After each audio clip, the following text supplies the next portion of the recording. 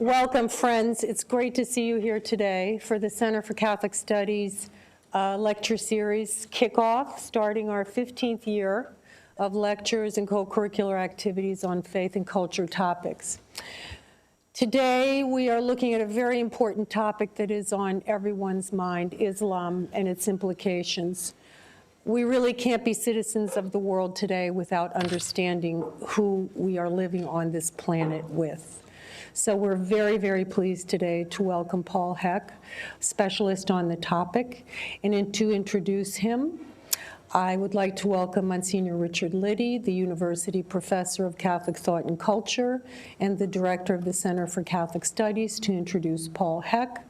But before I do, I wanted to thank Professors Webb and Abaraya for bringing their students.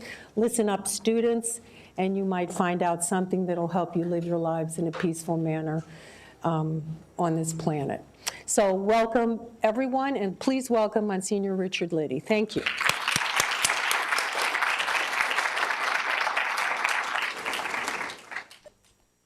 I'm delighted to welcome Paul Heck here today to speak on the prophecy of Islam, implications for Christians. As I was thinking about this, I thought about my own personal interest in Islam.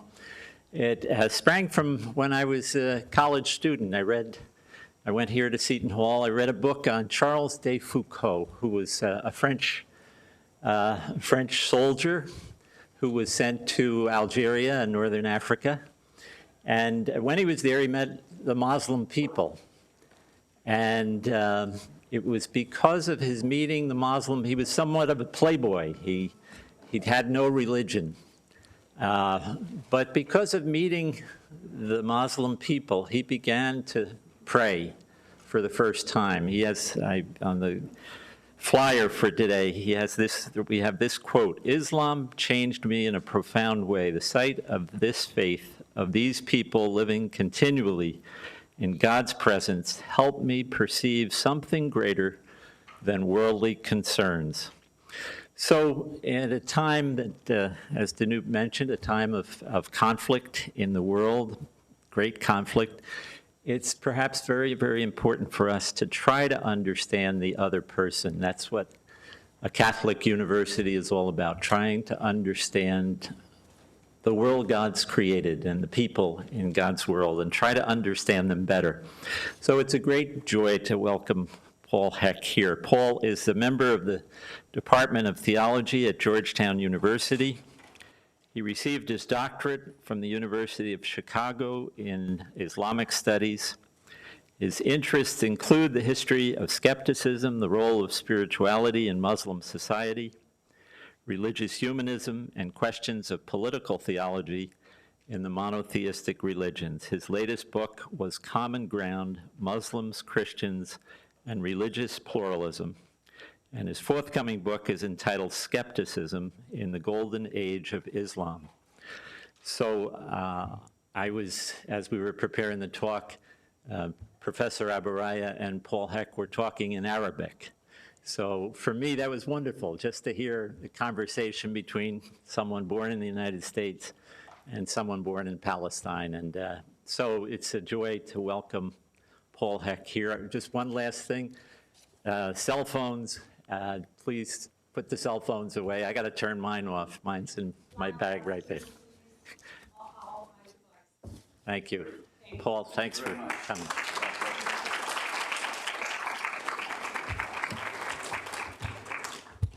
Well, thank you very much for all being here. Thank you to Monsignor Liddy for inviting me, and I want to thank the Center for Catholic Studies here, and also the Department of Religion, the Department of Catholic Studies, the Whitehood School of Diplomacy, the Newark Archdiocesan Commission for Christian Unity, and the Newark Archdiocesan Commission of Interreligious Affairs. I want to thank you all for supporting this. It's an opportunity. It's a great opportunity for me to share some of my ideas with you. I hope it'll provide you with a little bit of insight, and I also look forward to your comments. I don't have it all figured out, so I'll enjoy your comments and questions.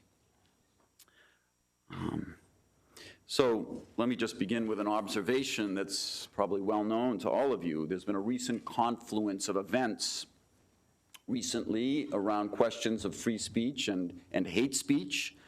There have been these Muslim protests, these protests in Muslim societies, and they have many sides, but I think one big question for Muslims is, does the Christian West take us seriously?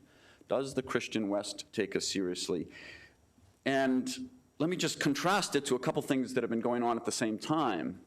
You might know Princess Kate of England, and there was this big furor over her pictures, topless, and they got all bothered about that, you know, this invasion of the sacred territory of the British Crown. Well, what about the sacred territory of Islam? Why isn't the Christian West getting bothered about that?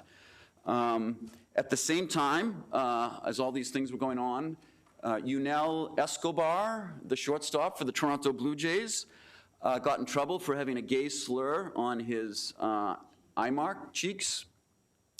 Big fines, suspensions. He had to go to gay sensitivity training. And so I think Muslims were asking, well, what about Muslim sensitivity? Okay, so this is the question, I guess. Does the Christian West take Islam seriously? Now, one could, of course, turn the question around. In my experiences in Muslim societies, I've been enriched in many ways, but there's also a lot of ignorance and hatred of the non-Muslim other. Some bad things get said about Christians and Jews sometimes. They say, oh yes, we accept Moses and Jesus, but you don't accept Muhammad. Well, but what about Paul, for example? Muslims don't like Paul, and they don't like Ezra. And so there's a lot going on both sides. There's a lot going on both sides. And so what I'm going to suggest is that theology has to weigh in. There are very different worldviews out there, and they can clash, and they will continue to do so if theology does not weigh in. Who would have thought that theology could be so publicly relevant? So let me say this. We are all in the presence of God. Jews, Christians, Muslims, all peoples. We are all in the presence of God. But we're still searching for theological language to capture that, to affirm that truth, and also the uniqueness of each tradition. Can we say that religions other than our own have a prophetic witness to offer, that I, as a Christian, can find in Islam a source of moral exhortation? And why do we need to consider that question? Well, again, from my opening observation, I think it should be clear. We have to. We have to consider that question because we now live with each other. That's the fact.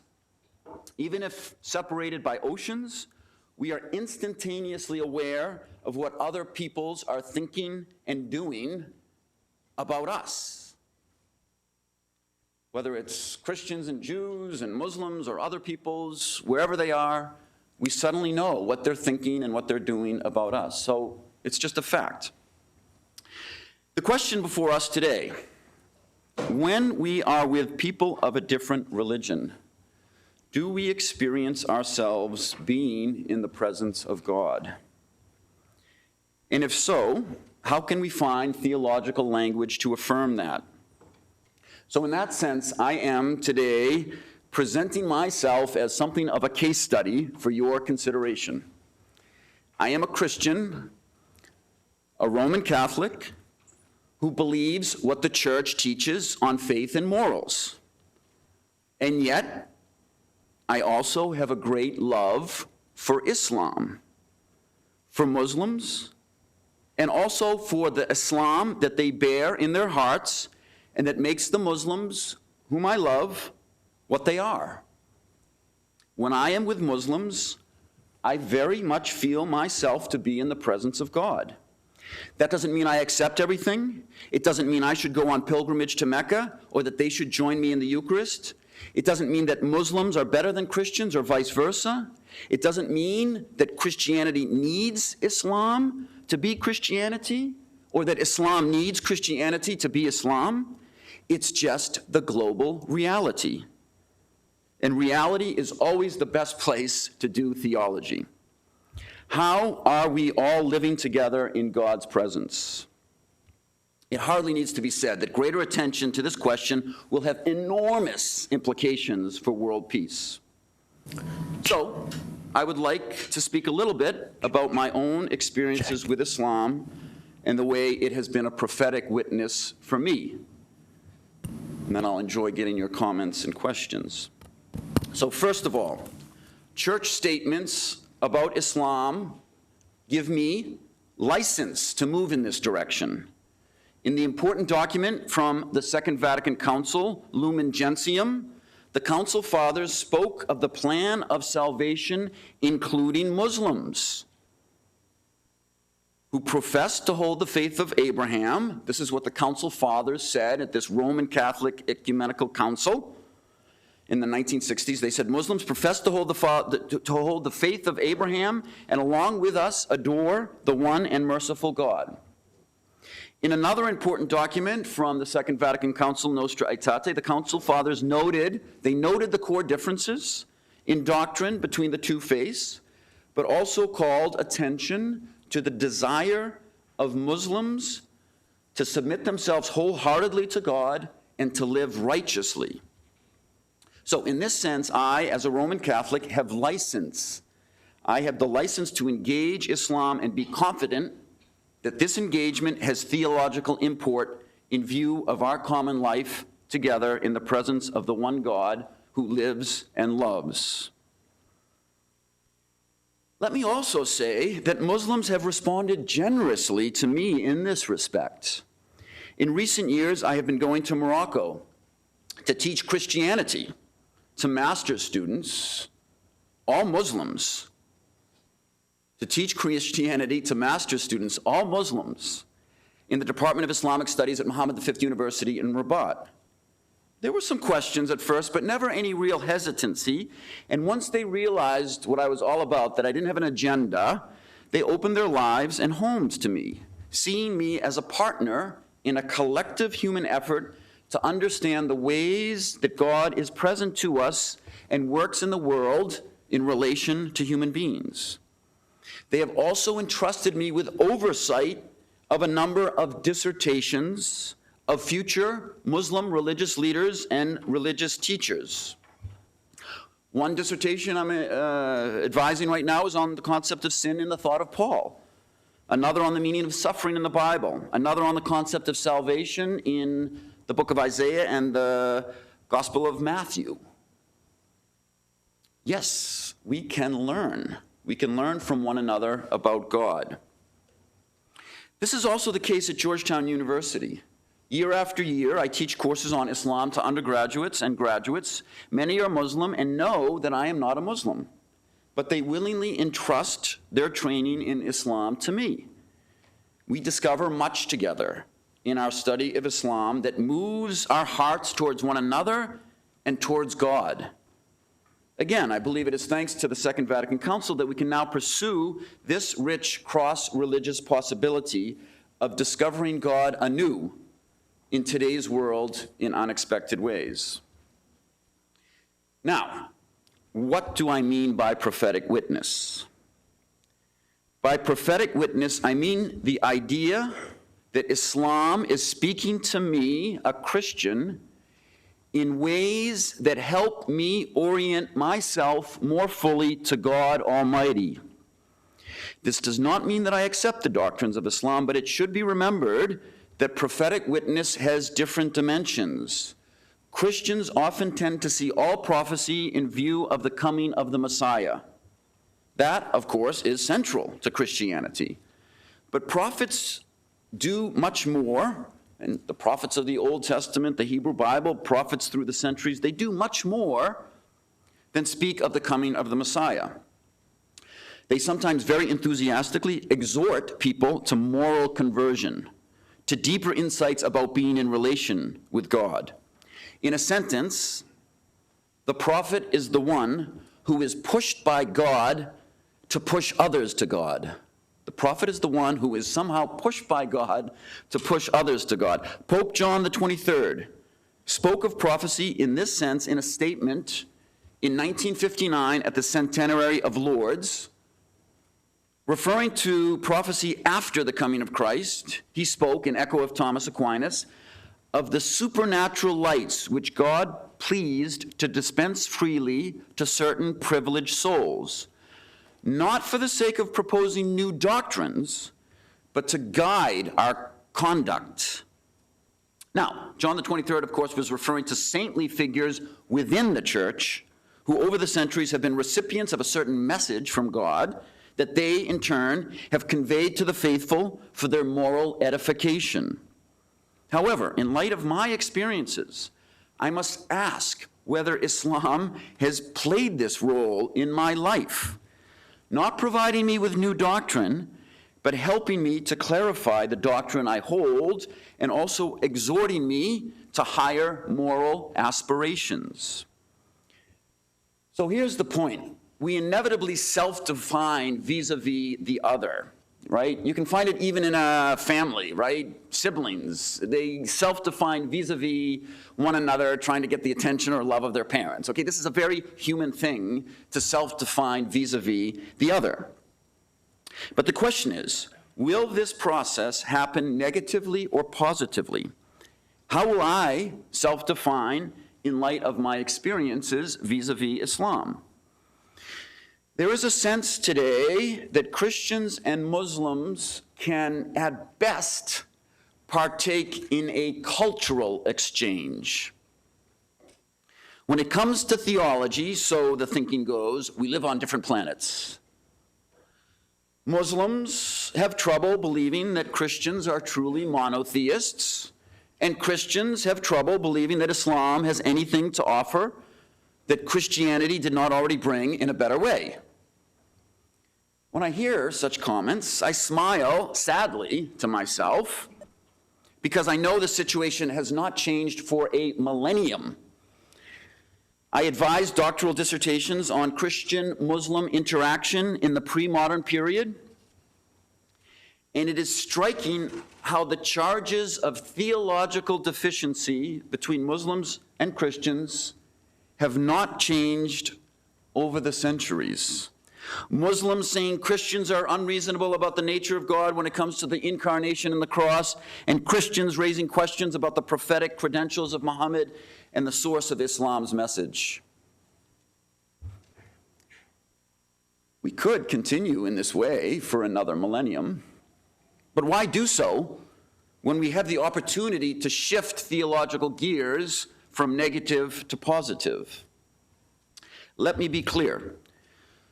The goal of cross-religious theological engagement is to discover the insurmountable differences between us. Let me repeat that. The goal of cross-religious theological engagement is to discover the insurmountable differences between us. But then we need to ask, what do we want to make of these differences? Christians and Muslims have long defined themselves in the mirror of the other, but it has been a mirror with dark shadows. They are infidels, so we are believers. Both sides have been saying this for a long time. Again, self-defining vis-a-vis the other is not wrong and may even be healthy.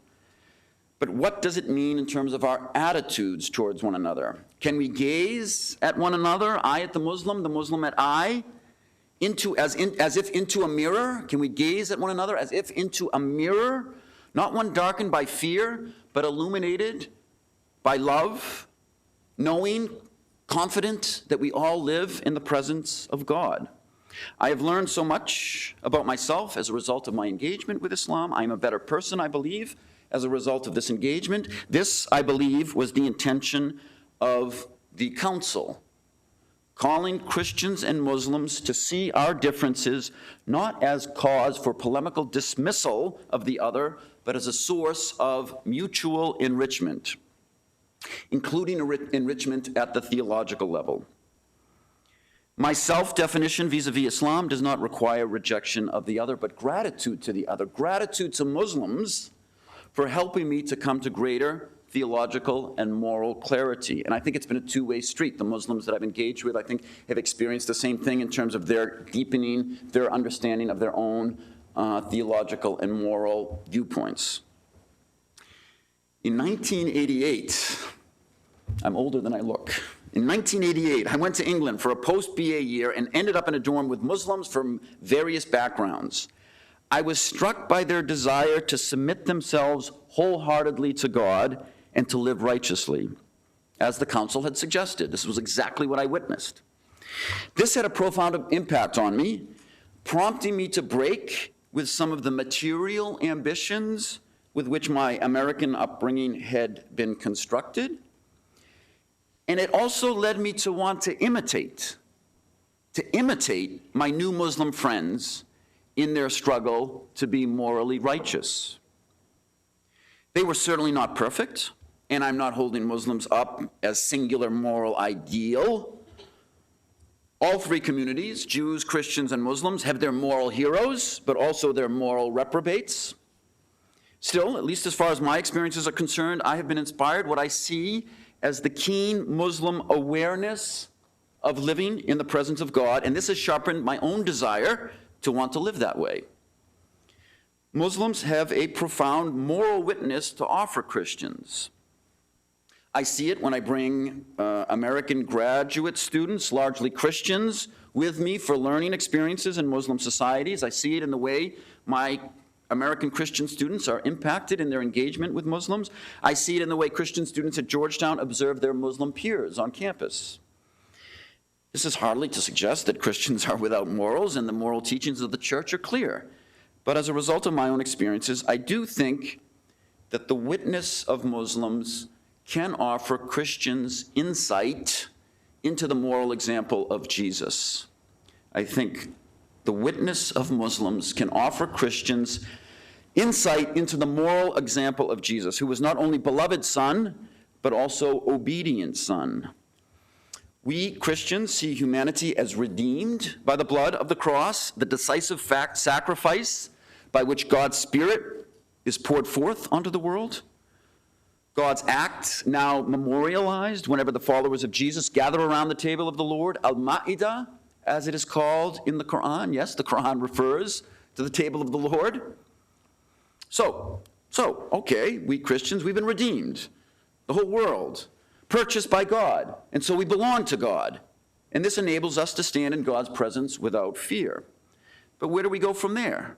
Yes, righteousness, to use the theological terms, righteousness has been imputed to us by the grace of the cross, right? Jesus has done it, as it were.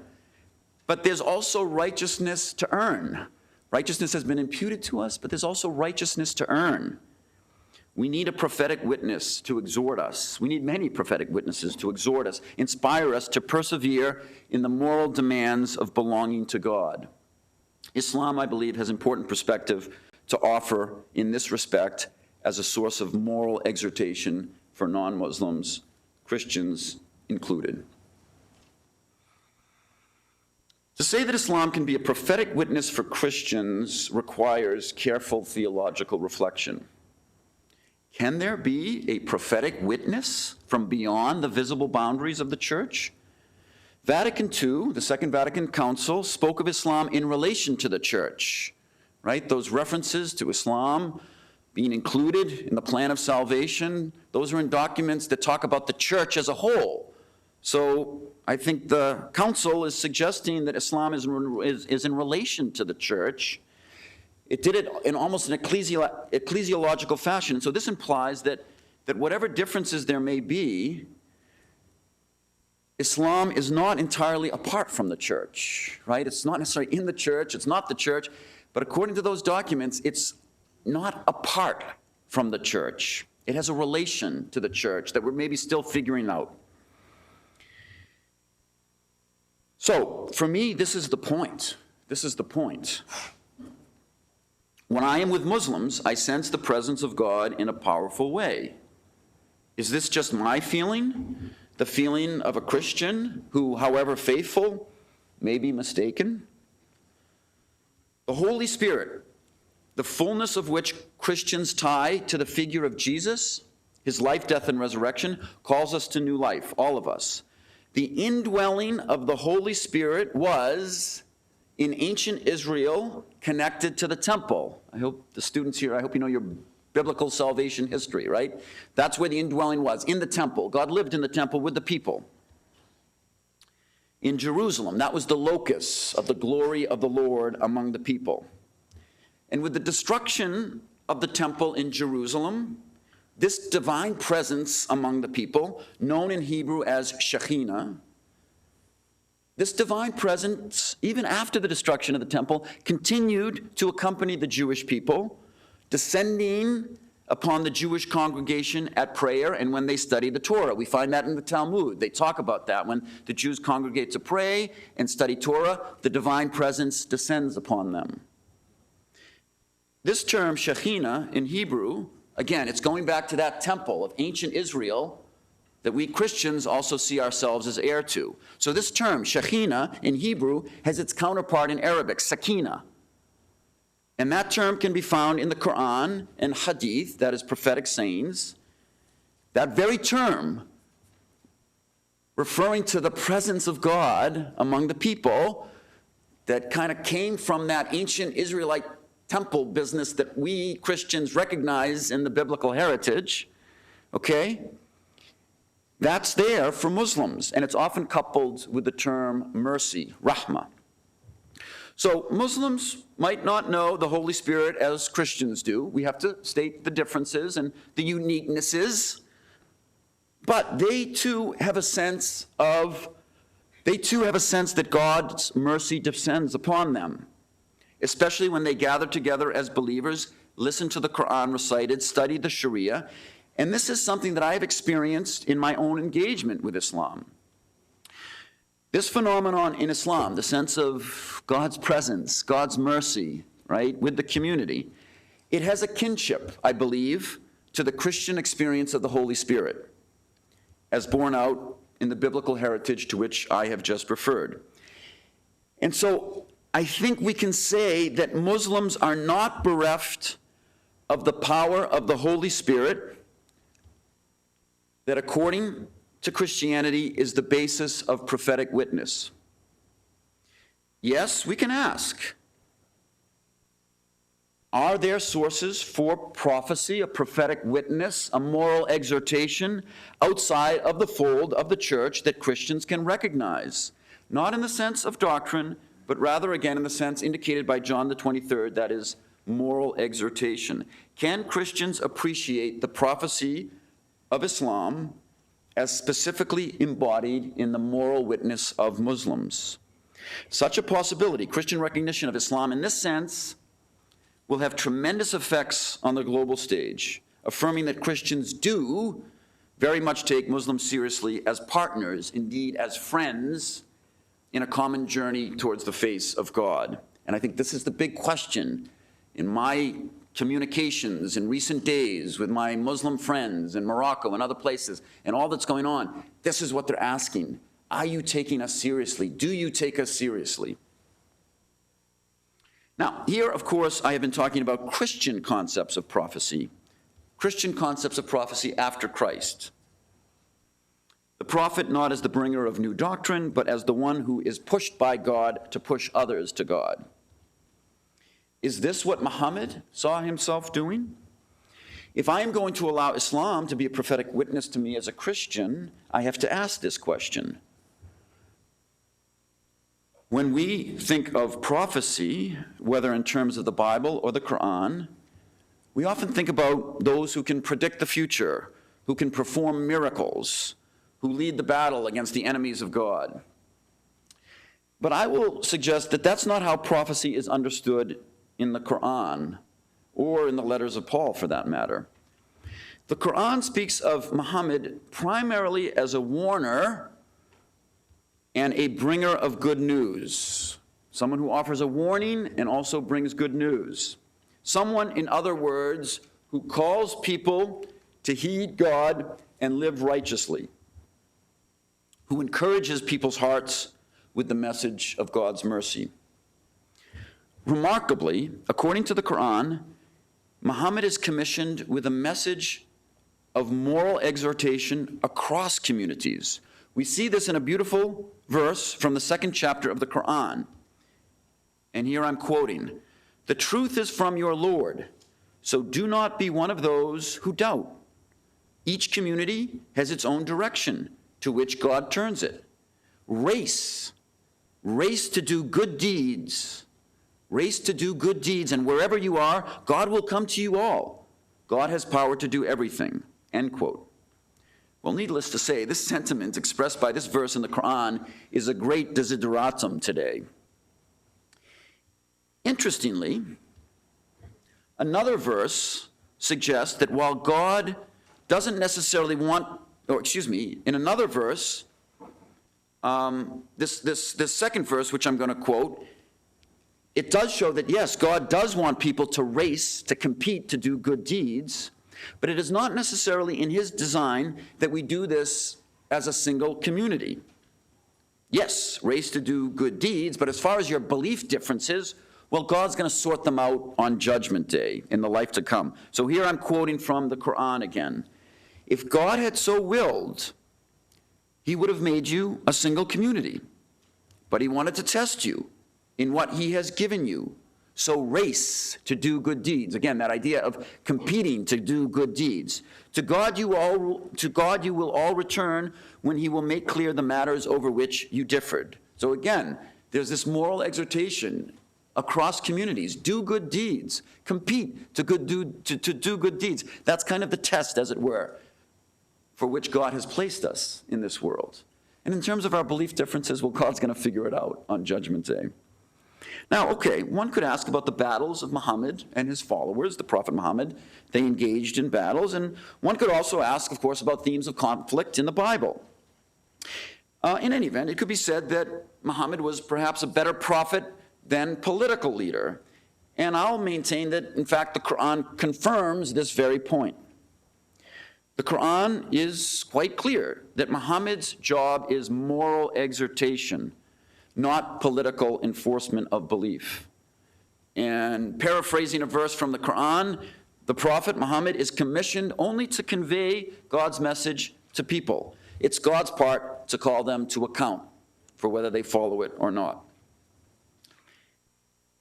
Now, here I want to broach one very important topic before concluding.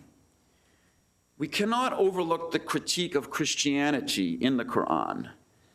It would be difficult for Christians to recognize the prophetic value of a message that denigrates their own beliefs. And this is a particularly challenging issue here, because there's no other sacred book of any religious community that talks about Christianity other than the Quran, okay? And so this is a particularly sensitive issue here that involves Christians and Muslims more so than Christians in any other community. So I will suggest that we have to ask what exactly the Quran is saying in its critique of Christian beliefs. We also have to challenge our Muslim brothers and sisters to consider whether the Quran is the best reference for understanding the truth of Christian beliefs across the centuries. We have to ask our Muslim brothers and sisters to consider whether the Quran is the best reference for understanding the truth of Christian beliefs across the centuries, just as our Jewish brothers and sisters have challenged Christians to reconsider whether the New Testament is the best reference for understanding the truth of Jewish beliefs across the centuries. It is not the goal of the New Testament to describe rabbinical Judaism, despite the many references to Jews in the New Testament. And similarly, it is not the goal of the Quran to describe Orthodox Christianity, despite the references to Christians. It is thus a surprise to my Muslim students when I tell them that I, too, reject the beliefs of Christians as presented in the Quran. And it's not difficult to see that the way Christian beliefs get spun in the Quran is not exactly what Christians actually believe. The Quran refers to Christians as Nasara. I tell my Muslim students that I stand with the Quran in rejecting the beliefs of the Nasara, but that I am not one of the Nasara. They find this puzzling and intriguing, since they have been taught to believe that when the Quran speaks of Nasara, it is representing the truth of Christian beliefs across the centuries. So here's the irony. I find myself a Christian in agreement with the Quran's critique of Christianity, but it is not my Christianity. Indeed, it is not the Christianity of any Christian I know. I know of no Christian who calls him or herself one of the Nasara. And so we need to remember the purpose of the Quran and its message of monotheism in the face of widespread idolatry or polytheism in 7th century Arabia. The evidence suggests that the Quran is not denigrating Christianity per se, but rather a group of Christians who had come under the influence of the tribal polytheism of 7th century Arabia. This group of heterodox Christians looked at Jesus much as the Arab polytheist tribes of the day viewed their idols, as something extraneous to the one God, Allah, that they then associated with Allah as a foreign partner deity. How, the Quran declares, can one truly be moral if one does not recognize the lordship of the Creator alone, apart from our own creaturely instincts? Christians can wholeheartedly agree with this. Creaturely instincts cause a lot of problems these days.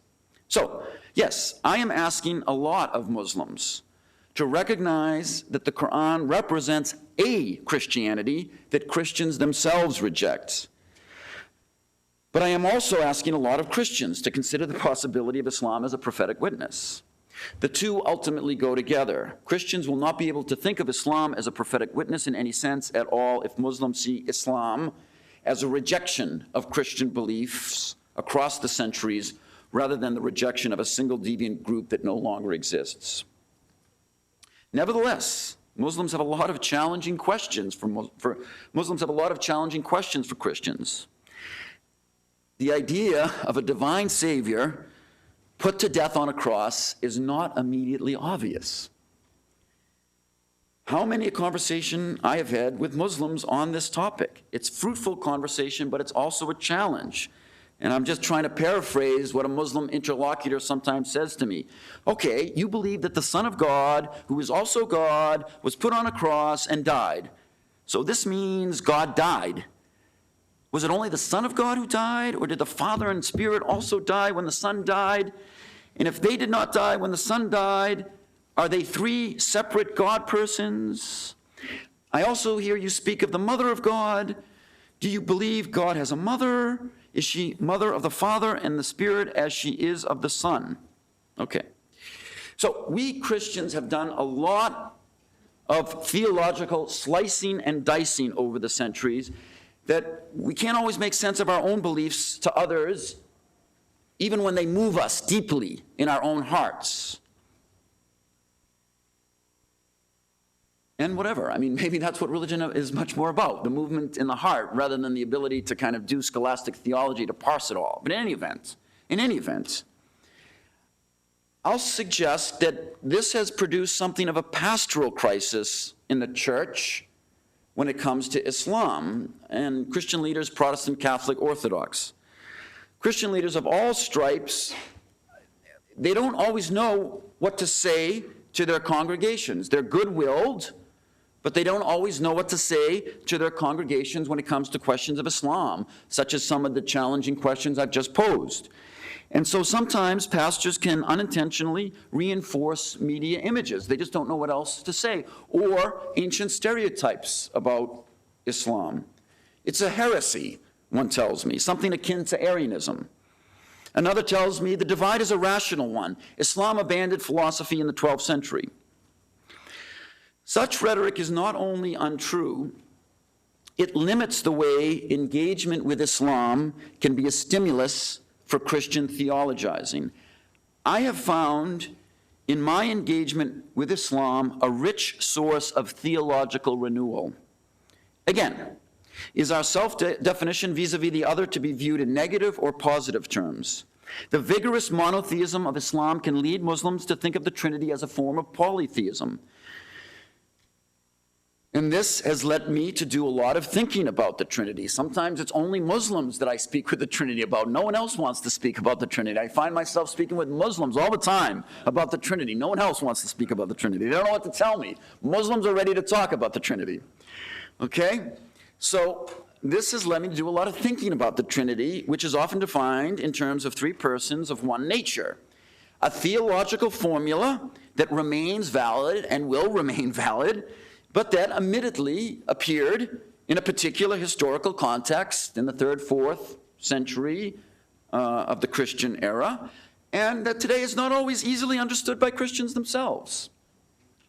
Okay, who, after all, can explain the Trinity, right? I mean, even Thomas Aquinas said you can't quite understand it, right?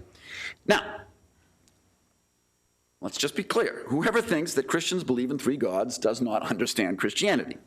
Okay, but do we always appreciate the powerful monotheism underlying the Trinity in our haste to express God's love for us? This is the point. God's love would not be so riveting if not set against God's perfect unity. This is the starting point, God's oneness, that is at the same time always manifest as love. A message Christians see unequivocally expressed in the sacrifice of the cross and the Spirit of God emanating from it, poured forth upon creation, sanctifying it, making it possible for us all to hope with complete trust and confidence that God is present to us. Yes, Islam has a theological reminder to offer Christians, a theological stimulus in this sense. Now, to conclude, I have been speaking of ways in which engagement with Islam can offer much to Christians. It goes without saying that Muslims can be similarly enriched through engagement with Christianity. We're inevitably going to self-define vis-a-vis the other, but the question is how, negatively or positively, with dismissal or with gratitude. Again, are we destined to repeat the same theological discourse of suspicion that has marked the past millennium? We have to ask ourselves. I've studied it. It hasn't changed in 1,000 years. Do we want to repeat that? Or do we want to take another path? And certainly, my references to Vatican II and the generous response of Muslims that I engage with, I think we're already on another path. But I think we need to think about it more deeply. I believe that all of us, Jews, Christians, and Muslims, have a chance to participate in rediscovering God's promises to Abraham, promises that extended to Ishmael as well as to Isaac. The Bible speaks of the covenant as continuing with Isaac, but there is no sense that the elder son Ishmael, the ancestor of Muhammad, would be deprived of living in God's presence. Ishmael was, after all, circumcised according to the terms of the covenant. The narrators of Genesis, the narrators of the book of Genesis realized that this could not be, that the promise to Abraham regarding Isaac cannot imply that Ishmael is deprived of life in God's presence. And so the narrators of Genesis, they speak of God's promise to Abraham regarding Ishmael, whereby he will become a great nation. The promises to Abraham regarding the two sons, Isaac and Ishmael, are not the same. But those of us who see ourselves as heirs to Isaac and those of us who see ourselves as heirs to Ishmael have a lot at stake in the choices we make today in the way we self-define, negatively or positively vis-a-vis one another. Indeed, what is at stake is the question of whether the promises that God made to Abraham regarding his two sons will continue to be fulfilled today. Thank you very much.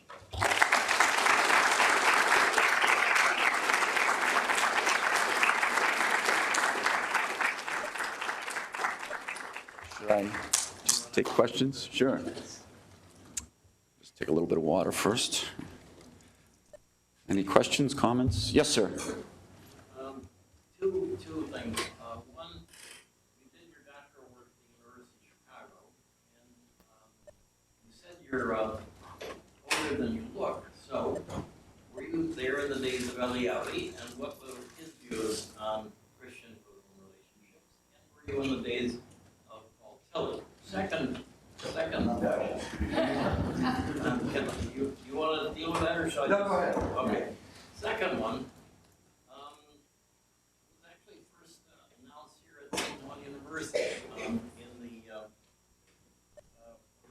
striker lecture series about the possibility of having a Center for Islamic Studies located probably on Broadway, or right near it, right juxtaposed with Union Theological Seminary and Jewish Theological Seminary of America, which of course would be right next to Columbia University, where there are many scholars who have both Islamic and Christian Judaic background.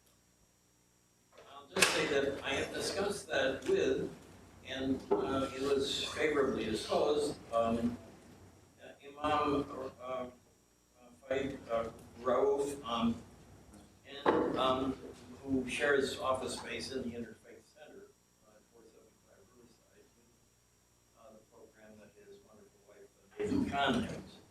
So, yep, I got it. So anyway, maybe you could comment on the viability of establishing a Center for Islamic Thought in that area just mentioned, and also on your relations with those folks at the University of Chicago. Yeah, I'm all in favor of more of that type of thing, but it has to be really scholarly. We have to really get into the text and discuss the text. And when I go to Morocco, this is what we do. We read the Gospel of Matthew, we read the book of Isaiah, we read Ibn Battuta, an 11th century Jewish intellectual in Andalusia. We read Nawawi, a very important Syrian Muslim scholar from the medieval period. We read John Wesley, we read Thomas Aquinas, and we discuss it. It has to be very scholarly. I'm all for the dialogue of life, the dialogue of experience.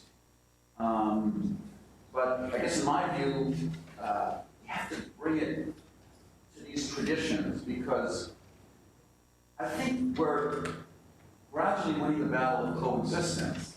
We know that we have common political and economic interests in this globalized moment. That's happening, and that's great. I'm all for it. But I see a greater need for searching for theological language to capture this moment. So whatever they want to do is great. I would just encourage them to really make it scholarly, and the tough stuff too.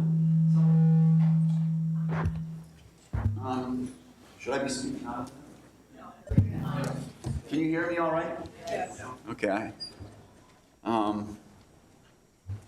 Yeah, so that would be my comment on that question. In terms of Tillich and Eliade, they were way before my time, not that old. Eliade, I don't think was interested in this type of thing. He was a religious studies person who saw religion as kind of hopeful phenomenon, and he wasn't quite a theologian. Tillich, I don't know, I'm not familiar enough with his writings. I don't know if he talked about Islam. So I don't know if Eliade, I was interested in his thing. Might have been tough. Yes, sir. Yeah, Dr. Heck, I was very interested in your question at the outset. Does the Christian West take us seriously? And I was wondering, does it seem that Pope Benedict is actively interested in encouraging discussions or dialogue with Muslims? Yeah, I think he is. You know, popes have a learning experience. And popes are not infallible in all areas. Let's just get that clear. All right? There's certain areas where they have, you know, and infallibility is a complex concept. So I think he's been learning about this. Now, when he first got into office, and I don't know all the details because I don't always, you know, follow Vatican affairs, but he kind of rearranged some things to kind of marginalize the office or the figure or whatever devoted to the Muslim-Christian dialogue.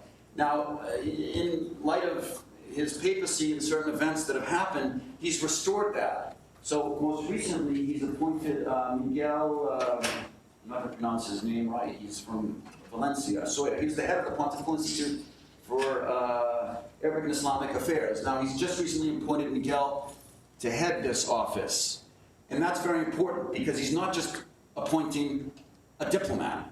He's appointing someone who really knows Islam. And so I think that shows this a bit of a kind of a turnaround, or not a turnaround, but kind of a refining of what we want to do here.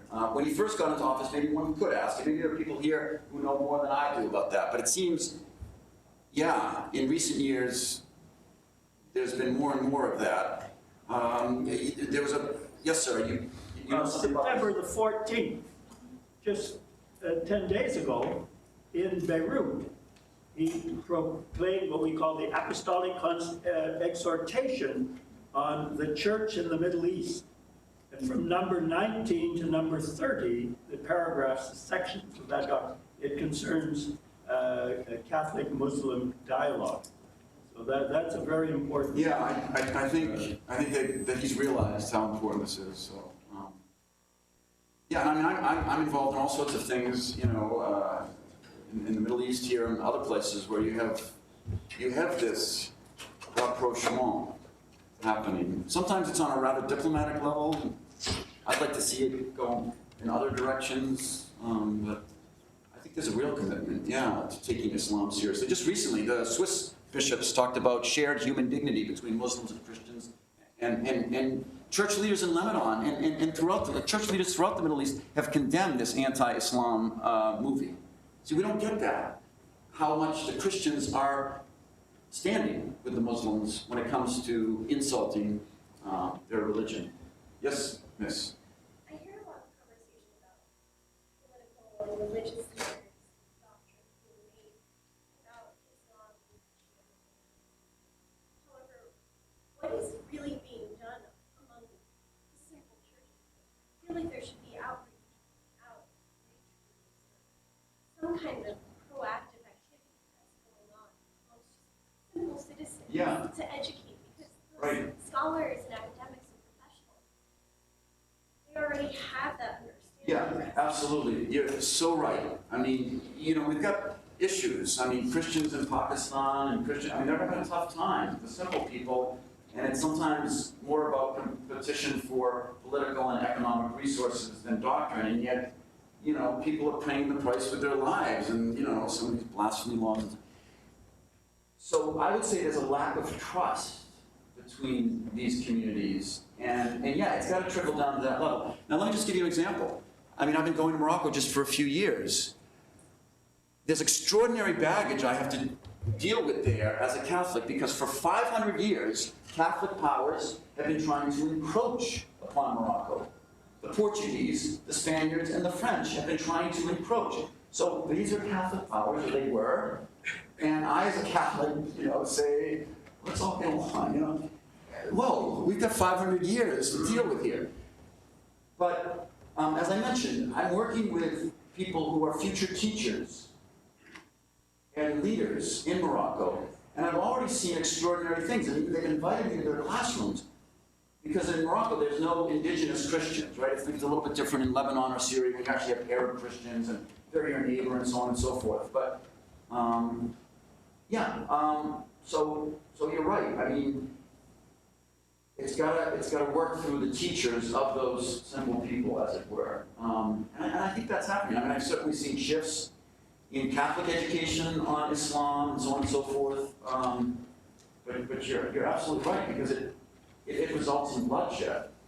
If these people are thinking, oh my God, they're a threat to national identity, you know? Those Christians in Pakistan, or those Muslims in France, they're a threat to our national way of life. You know, suddenly they're going to be killed, or they're going to be threatened, or whatever, or, you know, kept from a fair share of the nation's economic resources, and so on and so forth. This stuff has tremendous economic, political implications. And so somehow, I don't know if we're going to get all the sophisticated language, we don't need to, but we need to somehow communicate this message, that we're all in the presence of God, even if we're different. Mr. Hepp? Oh, yes. I would like to respond to the young woman. Up in Florida, there is a teacher at Pope John High School who teaches Arabic. Her name is Laura Franz. And she is connected with the youth director from the mosque at Leviton in Bhutan. They have a group of young people that are meeting together now over a period of 3 years, and every summer they get together and they work on a project in Irvington or East Orange. And so on the local level, there is this coming together of young people, and it's something very beautiful, and they're growing to know each other. So I just wanted to assure you that these kind of things are happening. And we in America are certainly equipped for this. We're a very pluralistic, happy nation. Other places aren't, and you know, there's a lot of challenges. Yes. Thank you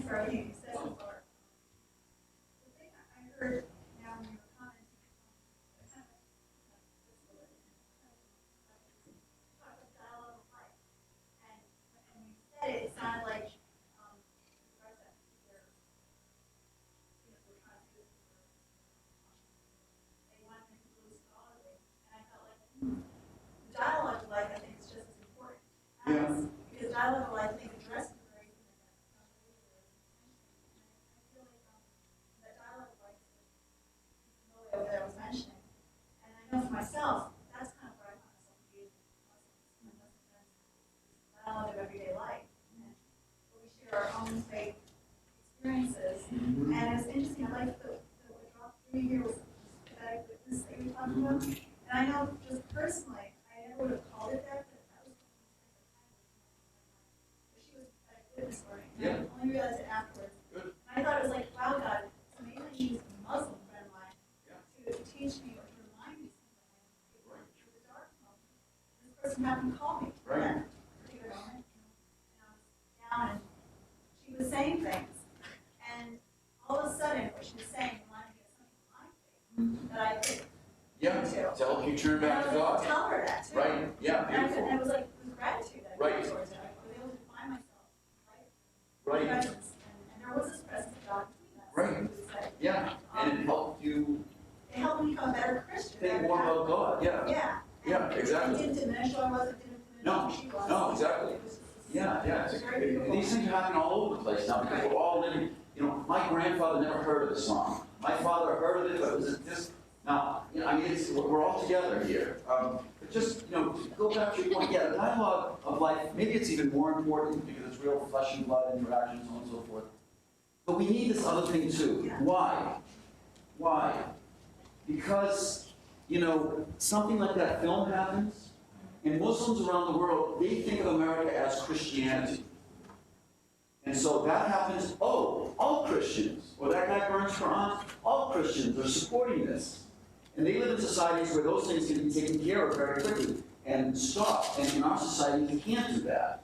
And so suddenly, they're thinking we're against them, right? And vice versa, things can happen, something crazy goes on in the Muslim world, and Christians are thinking, oh my God, we're never going to get anywhere.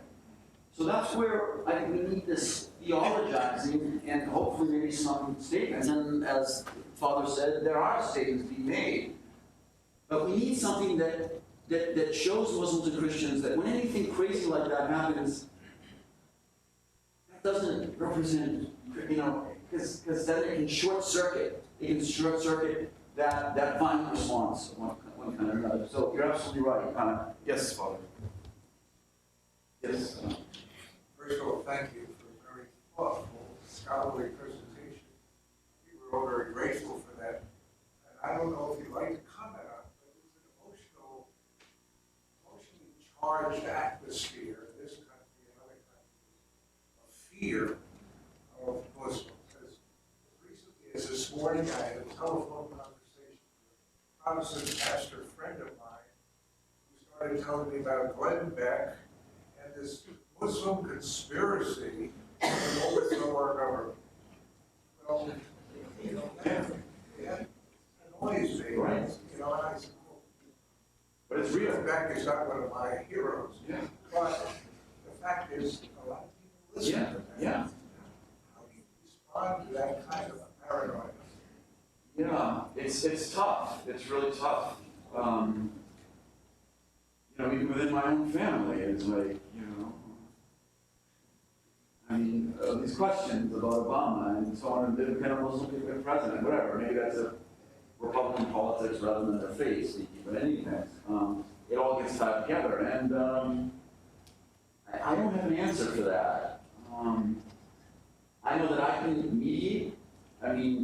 This past summer, I had 3 ministers. I have students, I have graduate students who are priests and ministers. I had a Catholic priest, a Methodist minister, and an Episcopalian minister with me. And I try and mediate, as it were, and suddenly they find themselves deep in Islam, deeper than they ever thought possible in Morocco, where I bring groups of these graduates. Suddenly they're really deep. And it's okay, it's whatever. But, those are just drops in the bucket, as it were. And so this is, I guess I would go back to my point about the pastoral crisis. I gave a series of lectures a couple years ago at the Scriptural Institute at Georgetown. A wonderful audience, Protestant, Catholic, Christian ministers. But I gave this first opening talk on the view of history in the Quran and, God's merciful action, all this. And the first hand goes up and like, well, tell us about jihad. Well, he later told me he's getting pressure from his parishioners in Florida. What about this? What about this? So I just think there's some opportunities here. There's this kind of pastoral crisis, as it were, and it's not ill-willed at all.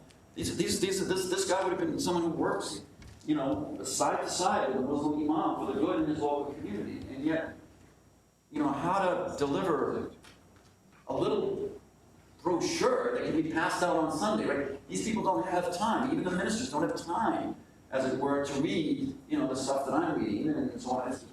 But can we get? I don't know. I mean, yeah. Yes. Assam. Yes. First, thank you for excellent presentation. You can answer your question in Arabic. I will talk, otherwise I look at other people can. Perfect, excellent. It was very pleasant speaking with him. I have, maybe if I have 2 minutes. Okay. One thing that I want to say that we would really like to remind ourselves about the very world that we live in and where our conversation is very inflammable world. Because like one thing that unfortunately Arabs and Muslims do not make a distinction between what America or the United States doing as an empire and occupation of Iraq and unconditional support for Israel and Christianity. So in this sense, Christianity is paying the price for American involvement in the Middle East and the British before, and so it's all mixed up. Exactly as we do not make the distinction between Arabs and Muslims, although Arabs are only 20% of Muslims. So this kind of second thing, also like religious small thing about the word Islam. If you in the Quran, you see like the word Islam is mentioned almost 9 times or 10 times, although the word faith, Iman, is mentioned hundreds of times. Right. So it would be, I think, much more interesting, like to bring Islam to its like to itself, right, in a sense, because it was developed into charged terms through colonial times, right, to mobilize. Right. It was a political tool, and then this term Islam came to be visualized, right, in a very particular time, right, and through a confrontation with the West and with colonialism. Yes. It would be really like as a beginning to bring Islam to itself, yeah, as a faith, yeah, as Iman. So this is. Last word, I'm sorry, I didn't want to take other word. Sometimes what I'm afraid from the dialogue and a lot of dialogue and we are just reproducing almost the same dichotomy. Like we move from clash of civilization to dialogue of civilization while reproducing that we are like opposite others. Right, right. So the word other from the very beginning, regardless how much you are well intentioned, already invoke and evokes, the very meaning that there are other in the, other. Right. So the way that we are, in a very brief term, just like maybe we need to think about the word identity in a sense, not to be identical to yourself, right, but to share identity with others. Right. So in this sense, maybe it can be better framework for engagement. And the last point, I promise this time. Otherwise, engagement, I understand, again, we have maybe, there's a history why, particularly in large circles of the West, there is an almost ontological primacy for the intellectualistic, think about the engagement with these things. But I will think that it will be like, there are more deeper things that not only relate to just discourse and analyzing things, but also like the habitus. Like we need to understand how tradition cultivated through senses and emotions and sensibilities and how they provoke in a very particular way. I think if we go back to this, this tradition in their deeper senses and engage with them in this way, and this also will bring Islam and Christianity to bring also some silenced, tradition within them. I think this will enrich, in a deeper sense, right. Yeah, thank you very much for all those. I mean, just a couple quick comments. Yeah, certainly I didn't mean to overemphasize the self-definition vis-a-vis the other. I mean, I also discover myself with Islam and not simply as a whole, over and against. And and especially in this globalized age. I mean, where does the West begin and end and the abode of Islam? We're all jumbled together now in this big, whatever you want to call it. So yeah, nevertheless, there is still a sense of difference, and I guess that's what I want to emphasize. And it's how we approach this world that's all mixed together, positively, negatively, what you know. And thank you for that other comment, because I was speaking more about how maybe I as a Christian can benefit, but you're right. I mean, and this is what my Muslim friends tell me, that they can move deeper into the concept of Iman, right, and not just Islam, especially since Islam is been politicized. And so their engagement with me as a Christian is helping them. And somehow we're all moving towards God, and God's going to figure it out somehow. But it's happening. A student, yes. Hi, I was just wondering, due to the emergence of the Arab Spring and the democracies that are going to fall in a lot of places, can Christians in the Middle East find freedom and equality within the confines of the Constitution based on Islamic values? Because through speaking to different Jordanians and Syrian Christians, it seems as though they fear not having a centralized power to be what is keeping them safe. Yeah, I mean, there's going to be some important choices that have to be made, and I mean, you have the Muslim Brotherhood kind of emerging in various places, and they're thinking deeply about these questions, because they've got a wing, just like the Republican Party has a Tea Party constituency. The Muslim Brotherhood has a Salafi constituency that wants to, as it were, classify people according to religions and, you know, second-class citizens, all of that. I think the Muslim Brotherhood is wiser than that. I think they're more pragmatic than that. You know, they don't want secularism. See, again, going back to Sam's point, there's a history here. Secularism was a very bad experience in the Arab world, very bad experience. We see it as a good experience. I think it allows us to coexist and so on and so forth. But it was a brutal dictatorship in country after country, Tunisia, Egypt, Syria. Secularism meant brutal dictatorship. And so for them, that's not an option. You know, they want a moral society, not just this single, you know, guy who lords it over everyone else. So, but they've got minorities. They've got especially Christian minorities. And so I don't know what's going to happen.